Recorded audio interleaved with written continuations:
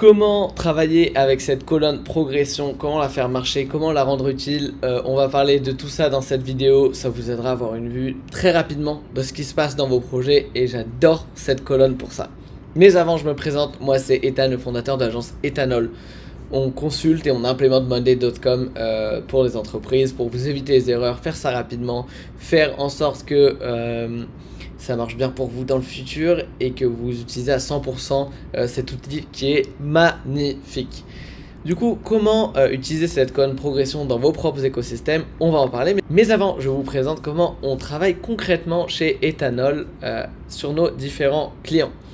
Du coup, comment utiliser cette colonne? On voit ici qu'on a une colonne progression qui nous montre très rapidement où on en est avec chaque client. Ne vous inquiétez pas, ce ne sont pas nos vrais clients, j'ai créé cet écosystème juste pour la vidéo. Du coup, on a nos progressions de chaque client et où on en est. Mais cette progression, elle reflète quoi? Comment on sait où on en est dans notre progression? Et bien ici, on a différentes colonnes. Est-ce que TechSpec est prêt? Est-ce que l'architecture est prêt? Est-ce que le workflow est prêt? Est-ce qu'on a bien finalisé tout ça? Et grâce à ça, on va pouvoir voir directement où on en est dans notre colonne progression. Alors comment configurer ça? Et ben on va faire ça ensemble dans cette vidéo. Imaginons qu'on ait un board, par exemple de tâches. Comme d'habitude, j'ai une vidéo qui parle de ça. On groupe par statut, on sauvegarde ça, on fait en sorte que les statuts soient dans le bon ordre. Parfait. Et on va ajouter une colonne qui s'appelle progression, progress tracking en anglais. Automatiquement, cette colonne progression va se connecter à une colonne statut qu'on a. On peut bien voir que ici, dans ce qui est done, on est à 100%, working on it, on est à 0. Si je change ça en done, hop, 100% automatiquement, et ça change de groupe automatiquement.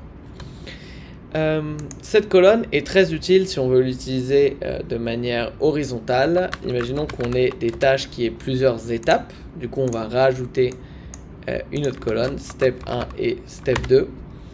Et ben, on va pouvoir programmer notre colonne progression pour qu'elle matche nos deux colonnes. Ici, on demande de distribute weight equally, faire en sorte que le poids soit le même pour ces deux différentes colonnes. Et voilà, done, on est à 50%, je change le deuxième statut en done, on est à 100%. Et évidemment, si la tâche 1 est un peu moins importante que la deuxième, et ben je peux simplement dire que, je sais pas, celle-là vaut 20%, du coup celle-là va valoir 80%. Si du coup je finis à step 1, on est à 20%, et après on est à 80%. Et du coup, comment faire? Du coup, dès qu'on a créé notre colonne progression et qu'on a connecté ça, mais comment faire ce que je viens de faire? Là, on a l'impression qu'on a deux boards totalement différents. Et bien en fait j'ai simplement joué avec les colonnes que je vais cacher dans mes deux différents boards. Du coup là en fait je peux ramener ma colonne et on va voir que c'est juste ici. Et si je mets ça en done, hop 50%, hop 75%.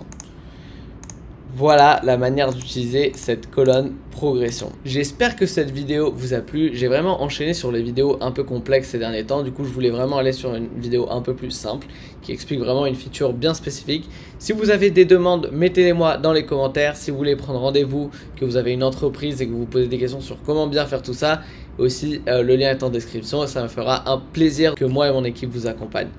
À très bientôt.